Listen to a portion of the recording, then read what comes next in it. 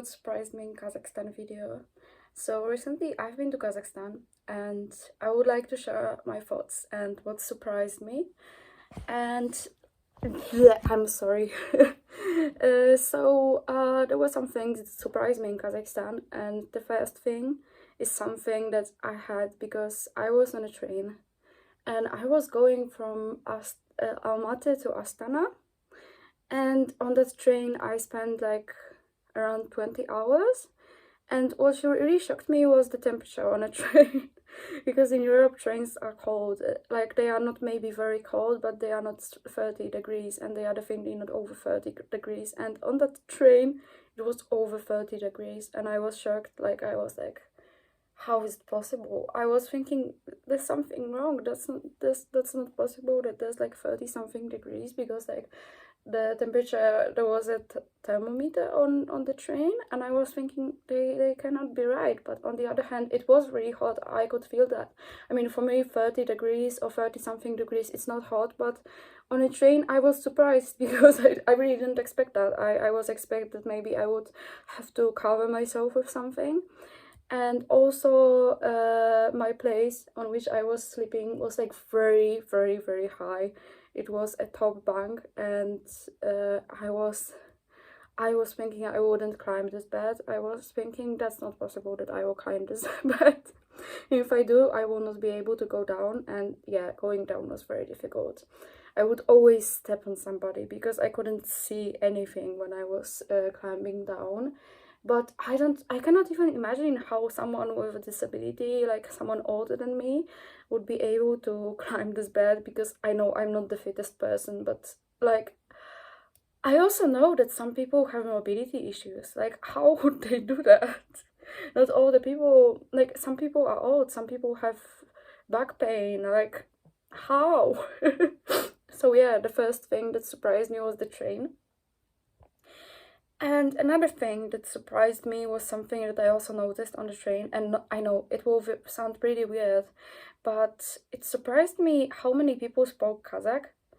And yeah, it sounds very weird because it's Kazakhstan, and yeah, they speak Kazakh, and like, I knew that everybody or almost everybody speaks Kazakh in Kazakhstan, but being able to speak a language and speaking it in their daily life, these are two different things. Like, you can, for example, speak a language, like being able to speak a language if you learned at school, but also don't use it in daily life. Like, for example, in Kyrgyzstan and Uzbekistan, more people spoke Russian, and in Kazakhstan, people know how to speak Russian and they know how to speak Kazakh, but I heard more people speaking Kazakh than I heard people speaking Kyrgyz in Kyrgyzstan or Uzbek in Uzbekistan. So I was kind of surprised because I was expecting people to speak Russian between themselves, and I could clearly hear it wasn't Russian, and it was most likely Kazakh. Like, what else could it be? And it also sounded like Kazakh because it sounded similar to Turkish. So so yeah, that surprised me. And but by the way, everybody could communicate in Russian. It wasn't like, for example, they spoke only Kazakh, which thank God, because if they spoke only Kazakh, I wouldn't be able to communicate with them. Another thing that really surprised me was lack of souvenirs. It was very, very difficult to get any souvenirs. Even in Kyrgyzstan, it was much easier. But in Kazakhstan, I wanted to get anything that says Kazakhstan. I just wanted to have any souvenir because I've always wanted to go to Kazakhstan. I went all those kilometers, and I just wanted to have something that says Kazakhstan, that I would be able to look at that and be like, oh, I have these memories. And I just wanted, yeah, something to remind me of the fact that I went there. So I wanted to buy some souvenir, and it was very difficult to find, and I was trying to find it using Google, but in most of the times when Google was saying that souvenir shop is there, it was not there. I was going there, like, I was even looking for those shops few times, and all of those times I was walking. There was no souvenir shop that was supposed to be there according to Google, which was like so frustrating. But on the other hand, I found a souvenir shop in a place that it was not supposed to be according to Google. Like, at least I had enough. I saw nothing on Google about this souvenir shop existing. I found it by mistake because it was in a mall and I just wanted to go inside the mall to charge my phone. And I was like, okay, I'm in a mall, so maybe, just maybe by chance, maybe there will be something with souvenirs. And yeah, I found a souvenir store. And another place where I could find souvenirs, because it came to my mind, was a train station. And yeah, that was a good idea. Maybe there was not a big choice, but there were some magnets. Like, at least there was something. So yeah, and it really surprised me because it's such a big country. Like, for example, like, I don't know, I just didn't expect it to be so difficult. I know it's not like very popular destination, but I was still kind of surprised. And the last thing that really surprised me, I wish there were more things that I could say about, but I didn't have that many surprises in Kazakhstan. Maybe because I read about Kazakhstan a lot. I didn't expect Borat to be there. I know he doesn't live there. I know he is not a real person. I'm sorry to disappoint you. I mean, if Borat country actually existed, if Kazakhstan from Borat actually existed somewhere, honestly, I would love to go there. It would be so hilarious. But on the other hand, it would be very sad for people living there, especially women and people with disabilities, because they weren't treated well in Borat's Kazakhstan. So yeah, I didn't expect Borat to be there. I knew that he will not be there waiting for me. And the last thing that really surprised me is Astana.